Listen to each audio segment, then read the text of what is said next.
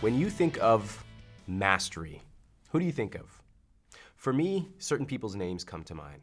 Steve Jobs, Steven Spielberg, people who are at the top of their game. But how do they get there? Are they just born that way? Do they have to do a certain type of work to be able to make it to that level? Today, we get to talk in depth about mastery. And I think this is one of the most interesting topics we get to dive into in Ramit's Braintrust, because it's something that we all strive for. To be the best, what does it mean? What does it entail? What does it take? I'm thrilled to welcome our guest today, New York Times bestselling author, Robert Greene. This is Robert Greene here. I'm the author of several books that have been on bestseller lists. 48 Laws of Power, you might have heard of, Art of Seduction, and my new book, Mastery. And I'm also a consultant for people in all different fields. I want to talk a little bit more about the social aspect of mastery in a different perspective. Yes. You talk about finding your life's task. Mm-hmm. And that's a really challenging concept because for a lot of us, it's the idea that there's one thing I have to find and I have to wait for my passion to fall down from the sky. And we know so many people that have been waiting for their passion for 30 years. In terms of the social aspect, there's a lot of pressure from parents, friends, etc. When you try to do something different, if you try to learn how to swim, if you try to learn how to start a business, there's naturally going to be the person like your editor who says, you're not a very good writer. How do you go about finding your life's task when you're surrounded with the pressure of other people second-guessing you? Well, you have to be, we keep coming back to this concept of being aware of certain facts about life. Okay. You know, being brutally honest about I'm being life. brutally honest. Yeah. Let's drop away, the fairy tale aspect that people tend to believe. We live in a world where, particularly now, and it's going to get worse or better depending on your perspective, where you have to depend on yourself and your own brilliance and your own creative skills. The number one commodity that you want that's going to make you a master is creativity. If you're a creative thinker, I don't care if you're working at Subway or wherever, you're going to end up at a great place. The only people that ever get to that point who are the true masters who we know, and it doesn't mean you have to reach the Steve Jobs level, there are a lot of mini Steve Jobs out there, is by being yourself. If there are 50 other people like you out in the world, why you? Somebody else can do what you do, and so you're never going to be great. You're never going to be brilliant. But if there's only one you, if you have a skill, a knowledge base, you've learned 3 different fields and you're combining them, and there's nobody else like you, then you've written your own ticket to power and success because you're unreplaceable.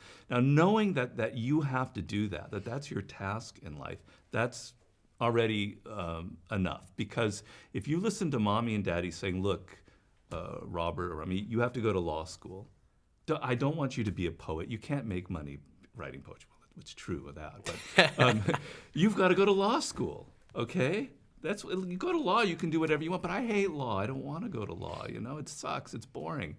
Okay, you listen to your parents and you don't listen to yourself. And you go to law school, and you're in your 20s, and you get out, and you're making money, and okay, you burn out.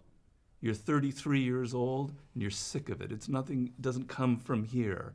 And now you get cynical, and you start drinking, et cetera. And by the time you're 40, where are you going to go? In a world that's changing so quickly, you're stuck with these skill sets. Your passion isn't into it. You stop learning. You're in trouble. Yeah. Okay, so that's what happens in this world. You can start out listening to your parents, listening to other people, getting that job that you think is lucrative, but it has no connection to you. You're okay when you're young because you've got energy, but you're 33, 34, 35, and you hit a wall, and boy, are you in trouble. You want to avoid that.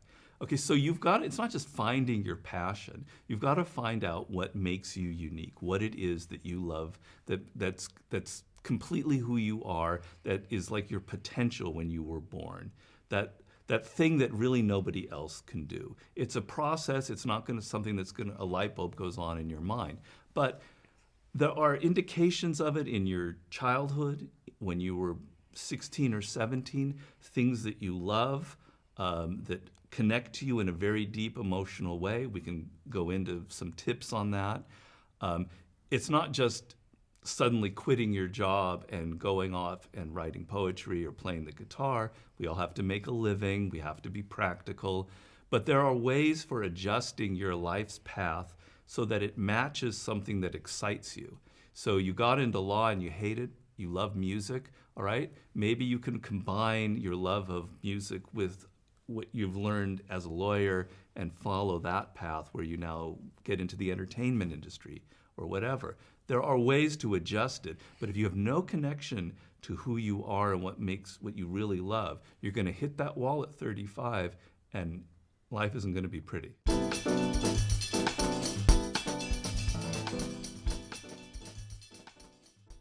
Mastery is when you get above that to the point where you no longer have to think about what you're doing. Ideas come to you. You've internalized it. It's like a fingertip feel. I call it high-level intuition. Largely a function of time, the proverbial 10,000 hours. If you're playing the piano, you're not thinking about the piano keys or the music. The piano's inside you. The chessboard's in your brain. That boxing ring, you know exactly where you are, whatever field that is.